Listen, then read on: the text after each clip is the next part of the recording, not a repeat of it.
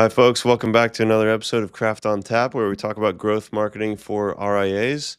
Today, we're going to talk about AI search. We've touched on this a little bit in previous episodes. It is a very hot topic, fresh off of Future Proof Citywide down in Miami, where AI was the thrust of the panelists and all the keynote speaking, and it was on everybody's mind, obviously. So we want to talk through. I actually attended a session led by Samantha Russell and Greg Matuska. Hopefully, I'm pronouncing that right, Greg. Um, about AI search, and I thought it was really helpful. It was 25 minutes packed with information. So we wanted to use this episode to talk about the study that Gregory FCA, formerly known as Gregory FCA, Gregory, one of the largest PR agencies in the space, released just the other day about the sources that shape AI search and wealth management, and just kind of walk through our takeaways from the study. But first, we want to kind of set the scene around AI search and kind of the bigger picture with website traffic in general, marketing strategy in general. We need to kind of set the scene first, and then we're going to dive into the study itself and share some of the key takeaways. First of all, we'd encourage everybody to go download the study. It's available on Gregory's website, and it's 17 pages long. You can skim through, plenty of visuals. But for today, yeah, we're just going to talk through kind of our biggest takeaways for you and point out some of the nuance that we think is really important, that is kind of shaping how we think about AI search. So with that, okay, I'm going to also say, before I turn it over to Faustin, I've known Faustin for a long time. He has this education background. He is a nerd for research type of things like this. He can consume a lot of information, digest it, and then spit it out in a way that's understandable for the layman like myself, the people who have lizard brains like myself. So I'm really excited for Faustin today. He's going to kind of lead the conversation and educate us and give us some good takeaways and some thoughts about how to think about these AI search best practices. And just I just want to share his expertise with everybody in this way. I'm really excited for Faustin to kind of give us a session today. So no pressure, Faustin. But yeah, why don't you lead us off and let's dive right in. Yeah, nice. Thanks for that flowery introduction, I would say. That was very Yeah. nice. So it's a great study, right? Definitely encourage everyone to check it out. One thing I wanted to talk about first, though, because I think that this whole question of AI search just needs a little bit more nuance than maybe how the conversation's been going. I've heard a lot of like, Google is dead. It's all about AI now, right? And I think it's important to look at some actual data points that are industry agnostic, even before we get into the study, right? So, Spark Toro, in collaboration with Datos, released this really awesome report recently, and it was focused on Q4 2025 data. And what they tried to do is they were trying to figure out, okay, on desktop searches, what's the percentage share across all the searches that are happening over some of the big domains? So Google, Bing, ChatGPT, Perplexity, YouTube, all the big like top 41 domains, when searches happen, right? Because searches happen across all those different places. Where is it happening at? And they ended up with this really fantastic graph that I'm going to share for our audience that are watching on Spotify video or on YouTube. They ended up with a graphic that looks a little bit of something like this. So it's not to scale, right? Because Google would dominate. But out of all the millions of searches that they analyzed in Q4, Google was responsible for about 73.7% of them. 73.7% out of 100%, right? Like out of all the searches. Amazon was second at 7.83%. Bing was third at 4.31%. YouTube was fourth at 3.65%. And then ChatGPT was fifth at 2.86%. So ChatGPT was 2.86% of all the searches that happened in Q4, and Google was 73.7%. And I think within that 73.7%, we're including searches on Gemini, including searches on like the Google AI overviews, right? So I think that's an important distinction just like right off the bat. When we talk about AI search in particular, Google still has the dominant share of searches. Bing even had a total a number of searches that was greater than ChatGPT.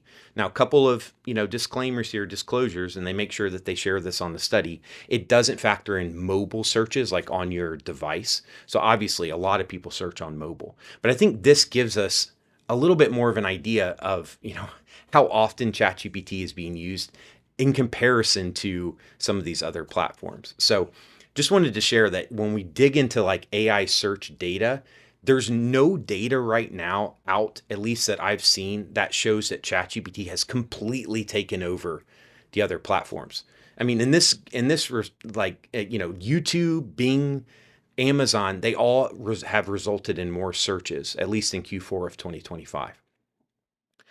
Any questions about that, Stephen? Does that make sense? Oh, good. We're just talking about search, like just searches, as in, yeah, people Number of just searches. Yeah. number of searches broadly. Okay. Yeah.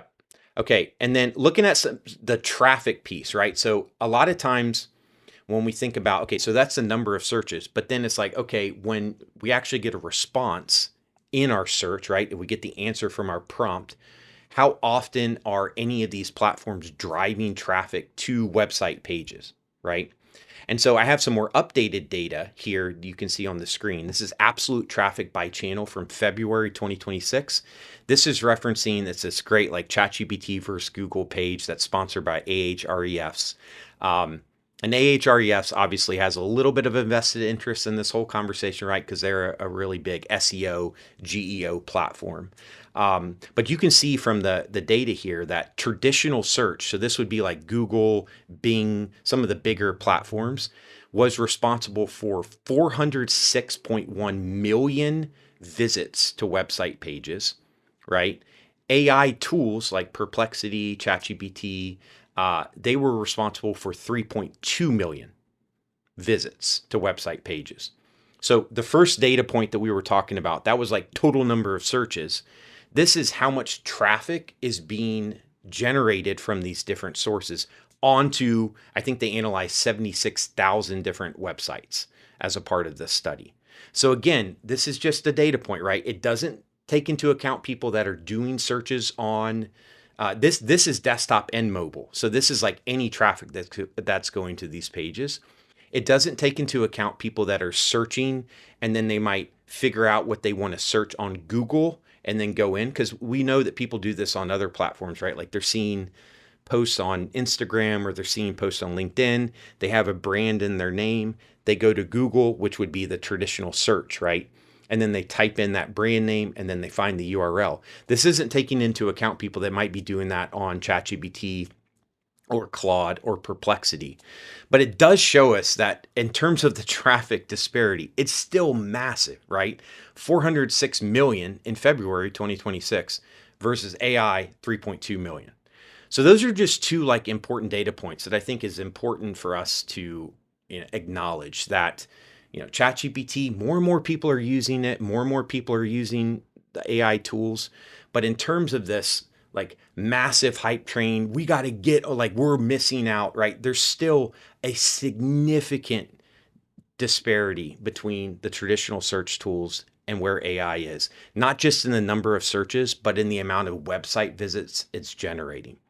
Stephen, does Okay. that like difference between website page like visits and traffic and number of searches, does that distinction make sense? That's good. To me, those are kind of tied together, though, right? Because we're saying that what you're saying is that search, people just searching and putting in queries. Google, like AI tools, are still just such a minuscule amount of overall searches, which then makes sense for traffic by the AI tools. Like if you're looking at getting more website traffic from ChatGPT or website traffic from Claude, you're barely going to do that because website traffic from those AI tools is also a minuscule amount compared to website traffic coming from Google or Bing or something like even YouTube, right? So that's what you're saying. So if you're looking at website traffic and trying to drive more website traffic, and you're looking at doing that through the LLMs, you're looking in the wrong place. It's not going to drive traffic. Can I just say that? Is that a fair assumption? It's not going to drive a significant portion of your website traffic. So if that's what you're after, you're looking in the wrong place. Yeah, I Now we'll think get to that's like bottom of the funnel stuff and how people are using the LLMs and finding your firm, and that's really what everyone wants to hear. But just yeah. to set the scene, right? That's what you're saying, correct? Like if you're trying to drive traffic from LLMs, you're looking at it completely backwards. Yes, 100%. And that makes perfect sense with how we use LLMs, right? Like we want their answer, we want the answer to our prompts right there on the screen, right? Yeah. So we've been talking about this for a while, like educational articles that we're trying to rank in or get found by LLMs or ChatGPT or these AI search tools. It's a fool's errand because it may reference your website, it may reference your content, right? And it may factor in the content that you've written, as we're going to share in the Gregory study a little bit more in its results. But in terms of like getting people to your blog articles, getting people to your page on like a high traffic volume to try to have more bites at the apple on discovery calls, there's no data points that show that that's happening, right? And even Google now with the AI overviews, more and more percentage of traffic is ending right there on Google because it's answering your question. So I think that's just important. It's super important context. This is a really nuanced conversation. And although in marketing, we love grandiose statements, right? We have statements of like, this is what you should be focusing on, or AI is taking over Google, or Google is dead, or SEO is dead. It's much more nuanced than that. And that's why I think it's important to make sure we're providing these data points. Okay, one Okay. more study. Awesome. One more study I want to show, and this is also the guys at SparkToro that are incredible. Love following them. I think it's worth following them if you're interested in marketing at all, even as an advisory firm. They're industry agnostic, right? But they just have such incredible data. They did a study, and this is kind of similar to how Gregory implemented their study, which is why I'm bringing it up. But they did a study that even they did like these thousands of prompts, right? That would be like the same prompt across a wide variety of different locations, across a wide variety of different industries. And what they found is that there's such a I don't want to say randomness, but there's such a difference in how the AI tools represent the lists of brands on exactly the same prompt. And so I'm sharing a graph right now for those of you that are watching on video that shows ChatGPT, Claude, and Google AI overviews. And they show the odds or the likelihood that the same list of brands will be shown in two or more responses on the same prompt. And ChatGPT, there's only a 0.74 percentage likelihood that the same list of brands are going to be in two or more responses. Only a 0.1% chance that the same list of brands will be in the same order in 2+ responses. So what does that tell us? That tells us not that a brand can't show up multiple times. It just shows that what the order of brands is and the actual brands that are on that list, they're going to vary every single time. They're going to vary. So I think the big takeaway here, right, is the SEO play of the past. Everyone wanted to rank one on Google to get the most traffic, right?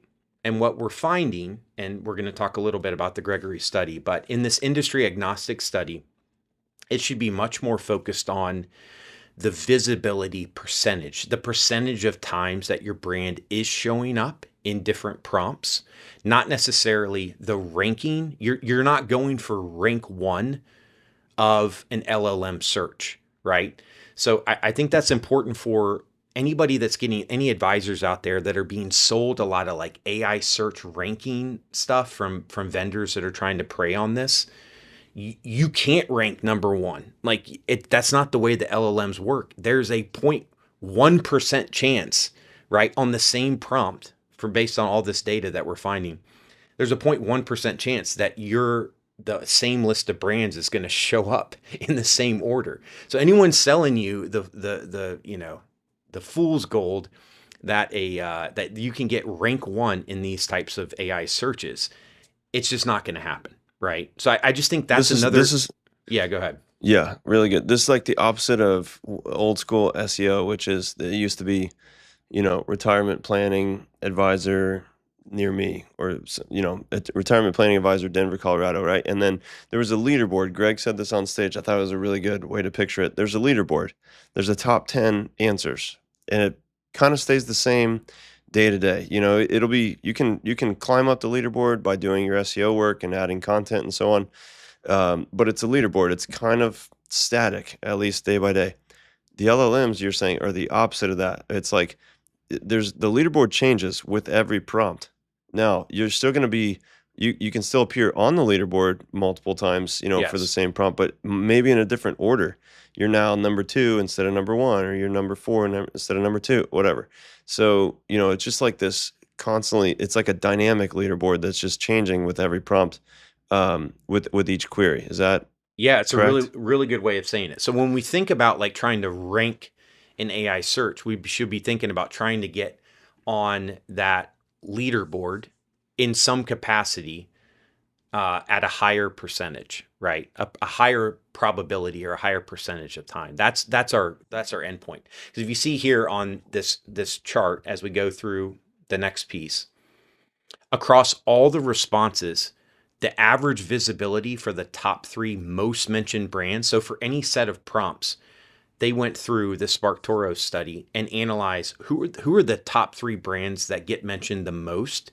In ChatGPT, it was 64%, right? That was the average visibility. So think about that for a second, right? The same prompts thousands of times, right? The top 3 brands that were mentioned, the average visibility was only 64%. So, 6 out of every 10 prompts, they were somewhere on the list. Claude was 73% average visibility, and then Google AI Overviews was 68% average visibility. So again, right, that means 30 plus percent of the time, the top 3 most mentioned brands were not on the list for the same sort of prompts. So that's the kind of playing field that we're looking at right here. Okay. Um, Important nuance, super important nuance. So don't let anyone like tell you that they're going to get you rank 1 on these LLMs, right? You can quote some of these studies. You can share this podcast with them. If anyone's asking questions in your firm, all right, trying to understand this stuff. These are just important data points, and there's still a lot we don't know. Like everyone in the marketing community is still trying to figure this out, right? So important pieces that we've talked about so far, because we're about to get into the Gregory study. Number 1, Google, Bing, YouTube, at least in Q4 of 2025 on desktop searches, many more searches than ChatGPT, right? So important. Number 2, when there are traffic instances, like when somebody goes from either Google or they go from the AI search tools and go onto website pages, Google is still, or traditional search is still completely dominant, 400 plus million to the much smaller AI, which is around 2 million, right? So that's an important data point. And then when you're thinking about AI search in particular, you should be focused on visibility percentages. It's a probability game versus a leaderboard, to Greg's point, Stephen, right? On Nice. the Yeah. board.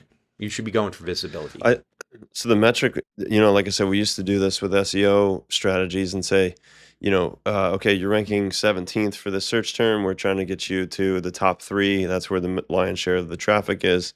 So now we're going to watch it climb up the leaderboard 17 to 15 to 11 to 9, Yeah. to blah, blah, blah. Now, that used to be a metric, right? So now visibility percentage is actually the metric. It's like what percentage of the time are you showing up in the results, regardless of order? Like regardless of where you are on those results, number Yes. 5, number 1, regardless of that, visibility percentage is what we're after. Yes. And That's yeah, gonna be a marketing KPI that people are gonna talk about now. So yes. just to throw out some more marketing jargon, Yeah, visibility that should percentage. be that should, visibility. Yeah, that's what we needed as another thing to track, right? Yeah, Um, VPI, visibility percentage index. That sounds nice. Spark Toro has a really good methodology floor for this too. As they said, 10 plus prompts with multiple phrasings, multiple models run many times. That's a way to think about this to even get that visibility percentage. So you need a bunch of different prompts with different phrasings that's run many times. And if you do that in a methodical, systematic way, you can end up getting a good visibility percentage, which is tough. I mean, that's tough to calculate, it's tough to get. You have to do it from different locations, as we're going to share in the Gregory study. So, okay, so let's get over into the Gregory study. So it's a great piece. Definitely encourage everyone to download it. I think you just have to share your email, which is no problem at all, and get a really detailed report And so I think it's worth reading all the ins and outs. They go into a lot of the methodology. Some big points that we took away, Stephen, right? So these are just some of the things that we read. We're obviously going to miss a lot in this. This is not like a complete breakdown of the report. So biggest takeaway, I think, and it's important just to clarify, these were more bottom of the funnel queries as it relates to finding a wealth manager, finding an advisory firm. So firms like best financial advisor or best wealth management firm, or can you find the top advisor in my area? So prompts like that, which I think are important to distinguish between, hey, can you help me figure out this issue with my RSUs and my multiple grant with multiple vesting dates, right? That's more of an educational type search. So the Gregory report and a lot of the data that they reported was mostly bottom of the funnel queries, which is good, right? Because that's when we think about, we know that AI, those educational pieces are not driving traffic. So when we think about AI search, we really are focused on, hey, I want people who are actively searching and I want to be able to capture that demand. I want to show up on that answer, right, with my firm. So I think that's just an important piece, that's what they were working on. Then another big takeaway is that they got into a same kind of conclusion around the results being variable. So just like what we talked about with that industry agnostic study, right? The percentages and visibility is more what they focused on, because they got a bunch of different results, right, for different types of prompts. So best wealth manager in a particular area got much different results each time. And so they talk about that a little bit in the study. And I just bring that up because it's a validation point from this one that we just talked about, and vice versa, right? The industry agnostic study that we just discussed, it validates the Gregory report as well. So those are two just like short points I wanted to talk through. Okay, big takeaways. So it confirms in my mind, like from reading through it, and maybe I'm just, maybe it's confirmation bias, but it confirms what we've been saying a lot for the You last were so year. right. Yeah, yeah, there you go. Yeah. Um, national searches are much different than localized searches, right? And what I mean by that is if I type in best wealth management firm, or best firm in the country to help me with my stock option planning, or best firm in the country for business owners, the results are wildly different than if I say best advisor to help me with my stock options in Columbus, Ohio.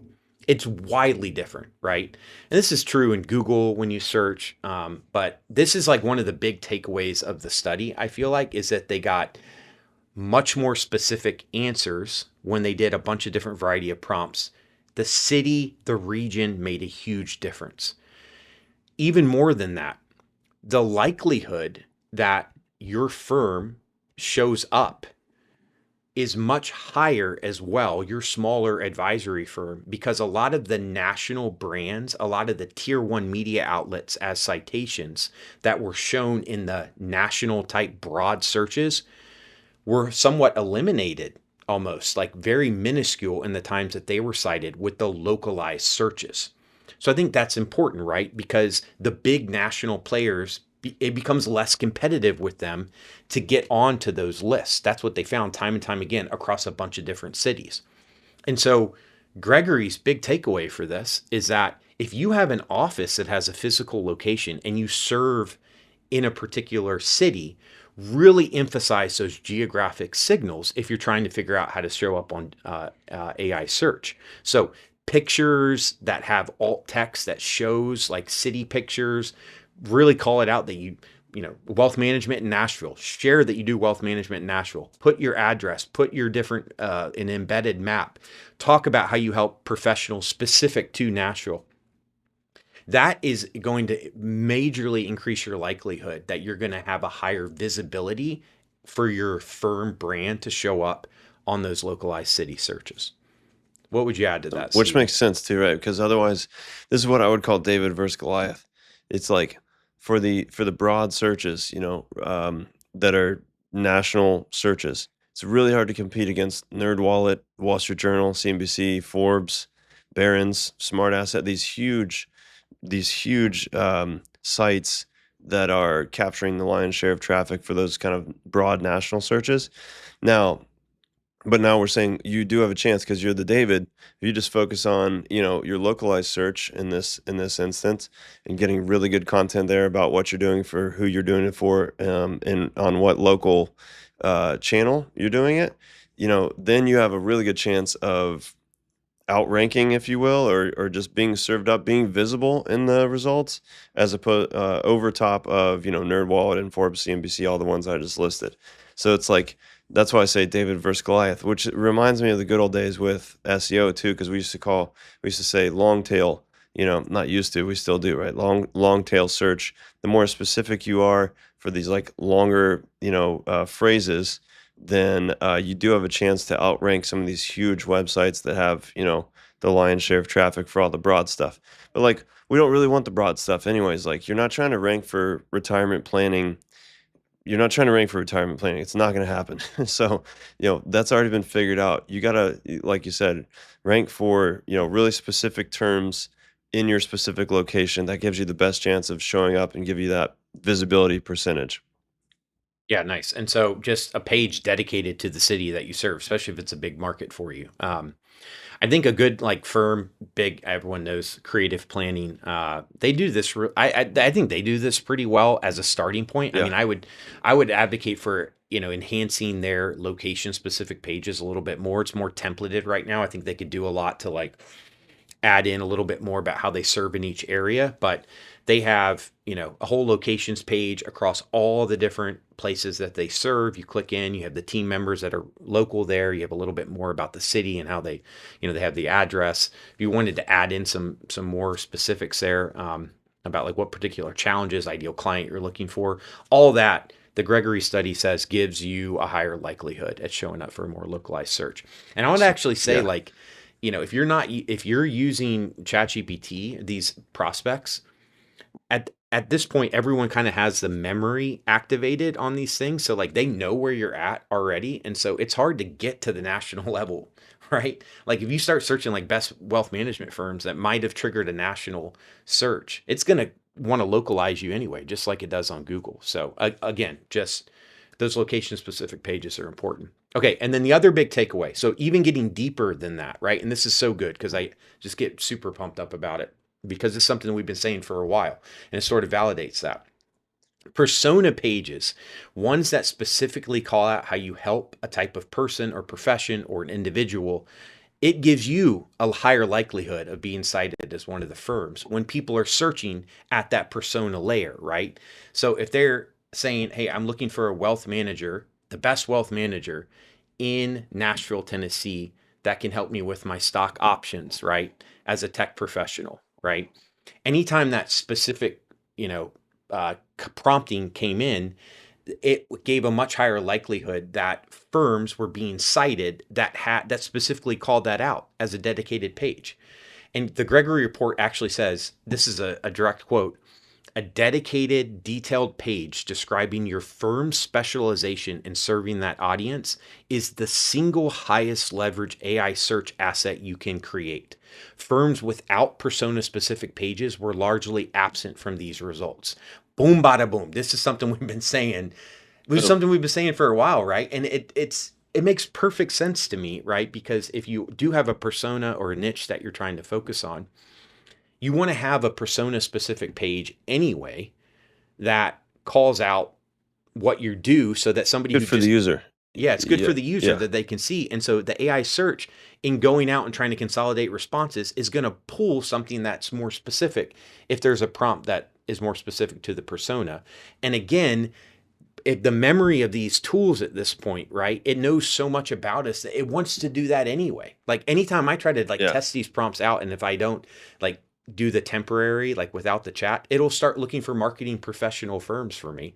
And before I even tell it to. So big takeaways here, right? Like city page, and then if you have a persona that you work for or an ideal client, you want to have a separate page dedicated to that, talking about all the different challenges that they have and how you help solve them, because you're going to have a much higher likelihood at getting cited in these persona specific prompts. Does that make sense, Yeah. Stephen?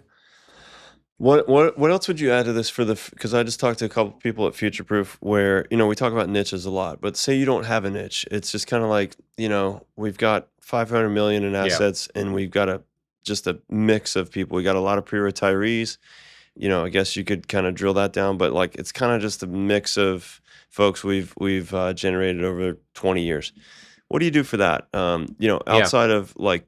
Outside of focusing on your location, like we just talked about two points Yeah. ago, focus on your location, focus on the challenges that you solve for them. Like if you can find any commonalities among the challenges that you solve for, and share how you do that and how you're uniquely qualified to solve those challenges. Share as much detail about that as you can. But then, like, what else? That's all like table stakes, I would say, right? So, like, what else? If we're Yeah. trying to rank an AI search, do these firms that don't really have a niche, do they have a chance of, showing up, getting that visibility rate higher? Yeah. So I would say like you don't have to have a niche, right? Like you don't have to be as focused as like I'm going to serve attorneys or I'm going to serve nurses. But let me give you an example of something that just happened. A lead from Gemini for one of our clients. He jumped in from Gemini. First page that he visited was the stock options and equity compensation service page, right? So that would be a good example of one that kind of threads the needle a little bit. It's not necessarily saying Yeah. corporate executives, although we do have a corporate executives page for that firm as well. But the first thing he jumped into was the stock options page.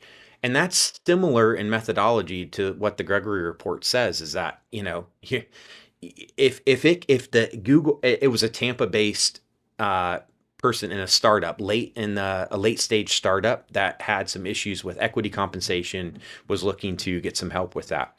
So the AI, the Gemini platform, right, looks for, first of all, places in that city, and then they say, okay, where can he get solutions for those challenges? And our firm stock options page came up as a way to give the brand more credibility. They showed up, they jumped in. So I would say if you don't have a niche, I think start with just really building out the specific service offerings. We've worked on this with a couple of firms. I mean, a lot of people listening here provide comprehensive financial planning, right? So everyone's a little nervous about getting into specific services as part of it because they want to say, we don't just help with stock options. We don't want people to think like it's just like a one thing. Like we help them with the entire picture, which I get completely. But for stuff like this, from a searchability perspective, you really want to call out those specific challenges and how you help.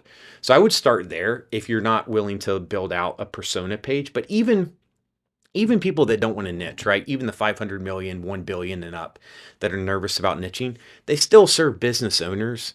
They still serve tech professionals. They still serve executives with stock options, Yeah, they're right? still pretty broad. They Yeah. all want to search. So to create some really in-depth persona pages that can enhance your overall website. And if you call out those personas on a specific page to your city, this study is saying that you're going to have a higher likelihood of getting cited as one of the brands. Nice. Okay. Great. Okay, last piece here, Stephen. I know you and I had pledged to try to keep it a little bit more concise than an hour here, The even concise though we could talk pledge. about this Yeah. for a long time. The other point here that was important, PR citations matter, press release citations. So in our last ChatGPT episode, maybe 2 episodes ago in ChatGPT land, we talked a lot about PR as an important like citation, right? It's something that ChatGPT and these other LLMs use as a way to, consolidate the list and give you a higher, give you the brand list, right? And so this Gregory report confirms that. It actually says that out of all the PR places mentioned, that PR Newswire was the highest at 2.59%, and Business Wire was ranking at 1.47% of all citations. So PR Newswire showed up in 2.59% of the citations, which I thought was really interesting. Because PR Newswire, a lot of times you pay for the press release, right? But it gives it, that was the highest cited place. And then it actually broke it down a little bit more. Out of the types of PR citations that were referenced, 40% of them were rankings and awards press releases.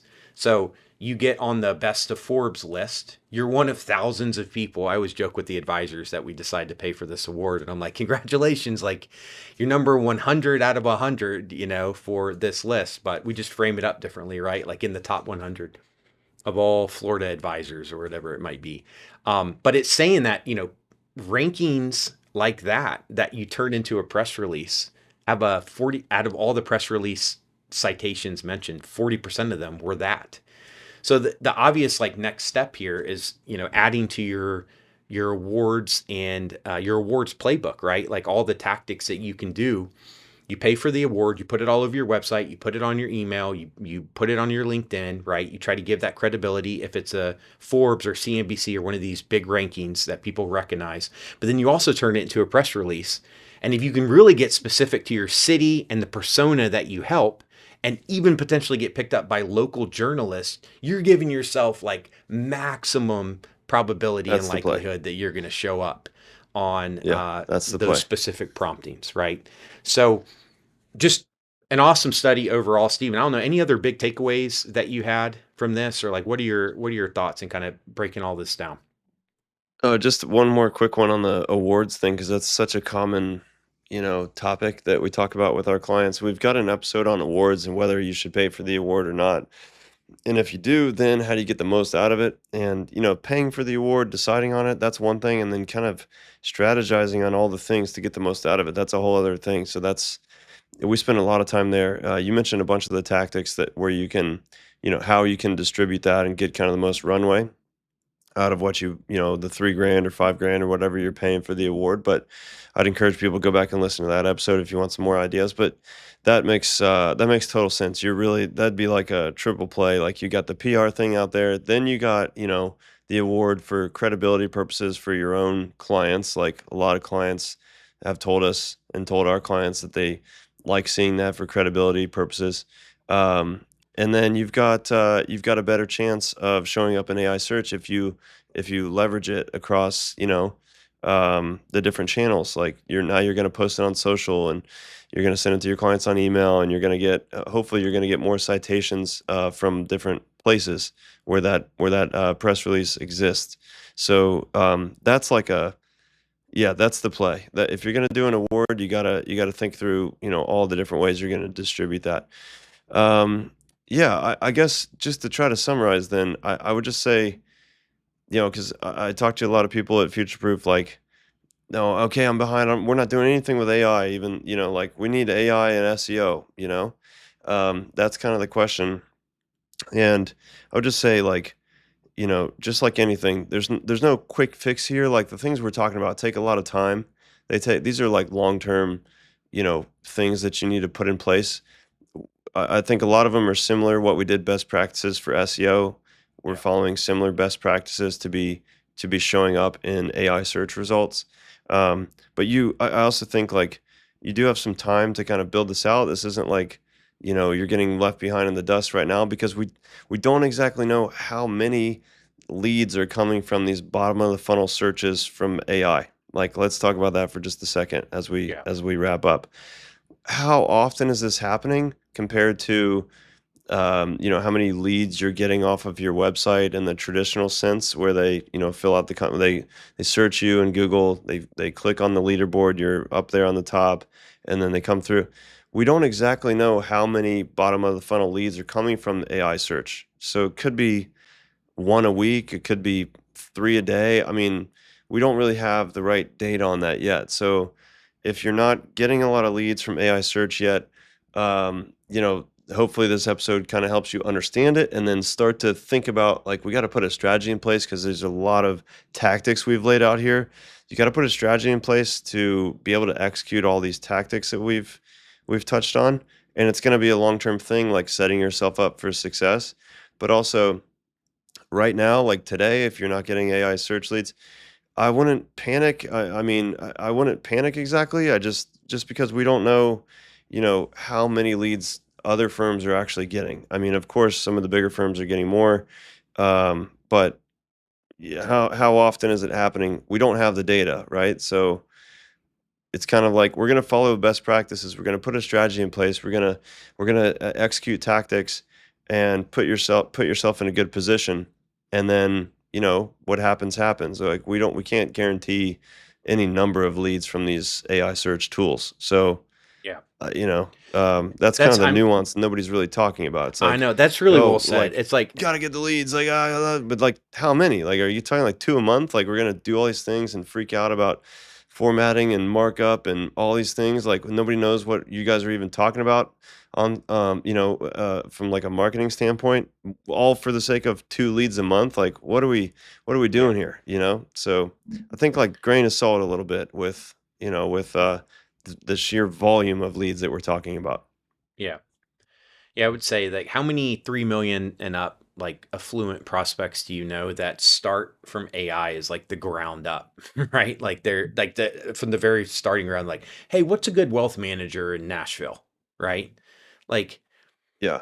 I think that more than likely, and the study talks about this a little bit, but they get referrals, they get a couple of firms that they're comparing, they're using AI to compare and help them to make decisions and analyze who will be best for them based on what Right. AI knows about them. And that's where it's really important to make sure that you're following the reputation and reviews, right? Making sure that those are high, making sure you lay out specifically on the persona pages how you help their particular. So I think that we've talked about that in past episodes. That's something I would really focus on.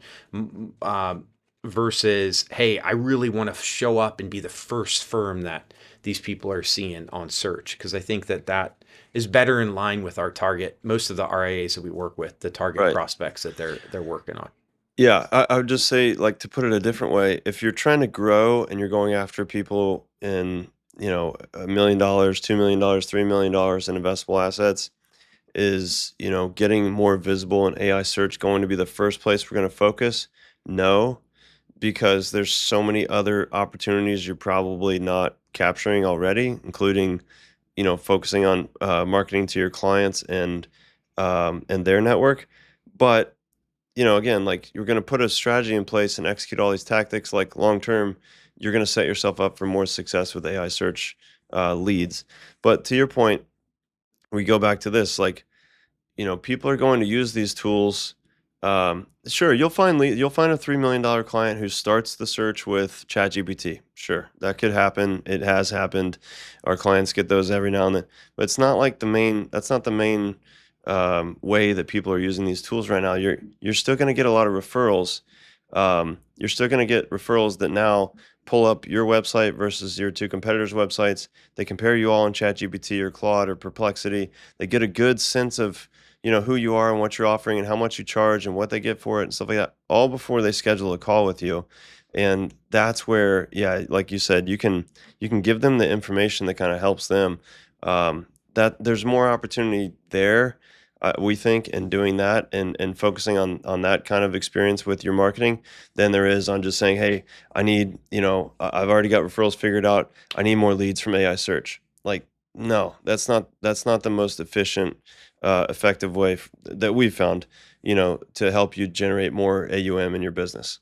So, for those type of clients, anyways, right? So, like we're just saying for our clients who are going after $1 million and up, um, yeah, we think there's more efficient, effective ways of filling your pipeline, increasing your qualified leads, and generating more net new AUM. Yeah, well said. How's that sound? Is that fair? Like Yeah. without making too many, yeah, crazy, grandiose statements? Okay, awesome. Anything else to add? Any closing thoughts, Faustin? Thank you for No. the education today. Oh Really yeah. great. No. I This really is appreciate it. it's a something that continues to change rapidly. So we should expect to continue to keep talking about it on future episodes. And we love any questions or comments that you have after listening to this, or any things that you disagree with. If you're seeing something different in your firm, or if you're getting a big outpouring of AI leads and you're wanting to, kind of share how you've gotten that, we love to hear from you. Yeah, awesome. Hopefully you enjoyed the episode. If you don't mind, leave us a 5-star rating in either Apple Podcasts or Spotify. We would really appreciate that, and so would your other fellow advisors. If more people do that, more people can listen to Faustin explaining about AI search and how to position yourself for long-term success, which the whole world just kind of becomes a better place if that happens. But yeah, thanks so much for listening, and we'll be back with more soon.